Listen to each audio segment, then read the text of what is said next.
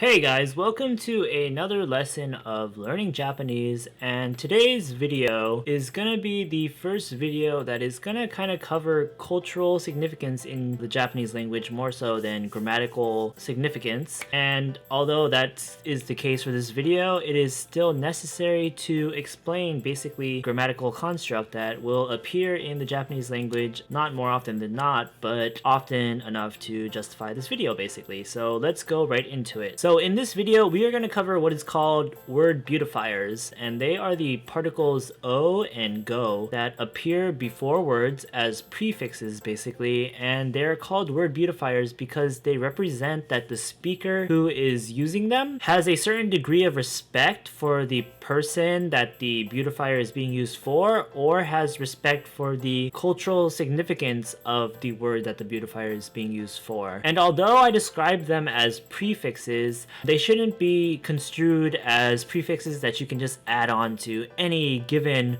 word to show your respect for. They are established with certain words to be used with, depending if it's go or o, and basically this is yet another thing that you will or should come across and get used to as you experience word after word that has an accompanying beautifier to it. So we're going to start off with the word beautifier o, and we're going to use an example that is really quite appropriated in Western audiences, so to say. In America and various other countries, we're quite familiar with the delicacy that is known as sushi. We call it sushi here. People didn't coin a new word for sushi that is more accessible to English speakers to mean like a cuisine that has rice and fish on top and seaweed or anything like that. We just call it sushi because that is what it's called in Japan. But the thing is, in Japan, it is probably more commonly referred to as o sushi, and we see that the o here is the word beautifier o, and it is prefixed to the actual word sushi to give it a cultural significance. When a speaker uses the word beautifier o in front of a word, he or she relays a conscious value to whatever entity he's adding the word beautifier to. So with sushi, we have o sushi to represent the conscious value of the actual food sushi. Other words that include the word beautifier o in them are ocha, which is tea, and you may or not be familiar with the very great cultural tradition of tea ceremony in Japan, so it's no surprise that the word beautifier goes before this word.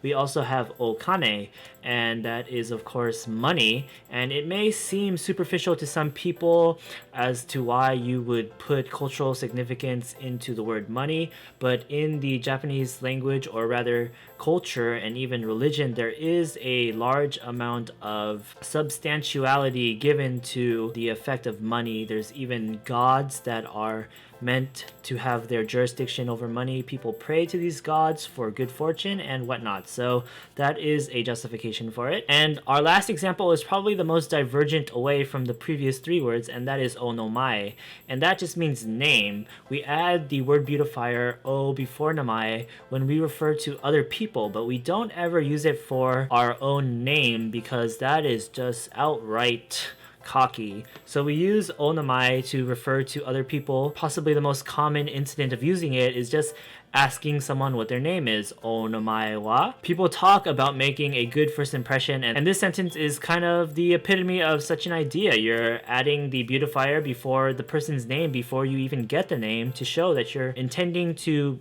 make a relationship with them that starts off with respect and trust and cordiality and whatnot. So next we have the word beautifier go. So with the word beautifier go, we're going to provide two examples, and the first is go senmon.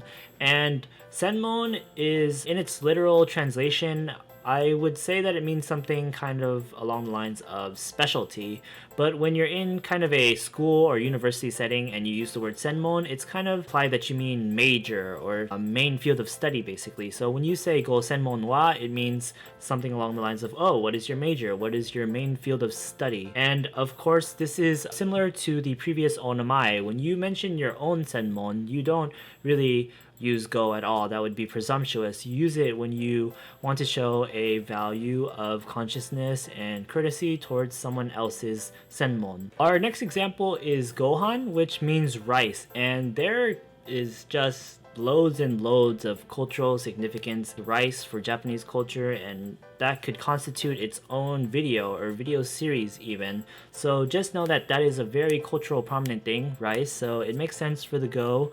The word beautifier to prefix it. And this word is kind of a special instance because we don't ever actually say the word without the word beautifier go. We never really say han to mean rice. So it's always gohan, and that might be a testament to how important the entity is to the language and the culture itself. So the last point I want to make in this video is that in not using the word beautifiers with whatever words that may need them, it can seem kind of rude because it represents your unappreciation towards these entities, and it is really much, very much a aspect of cultural and contextual knowledge. For example, as I previously said, the idea of money can be kind of superficial, and it may be admirable to denounce that concept individually or in Western society. In Japanese society, it is very much ingrained into the culture and is seen as a valued aspect in people. On the other hand, in Japanese society, this aspect of wealth and fortune can be deemed highly respectable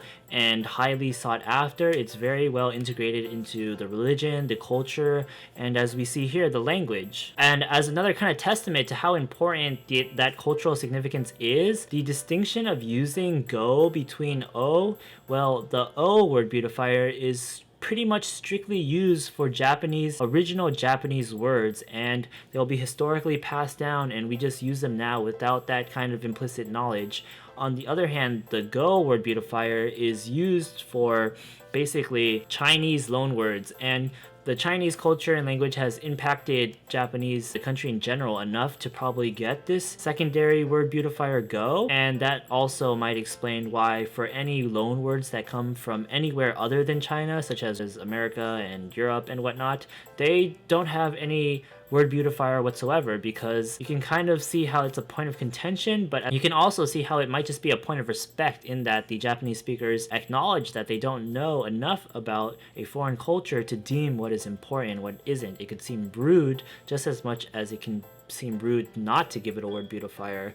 And so that's that for this video. It's a quick introduction to the concept of word beautifiers, but I believe that it's all anybody really needs to grasp the structure of it in regards to language and how it should be perceived. So yeah.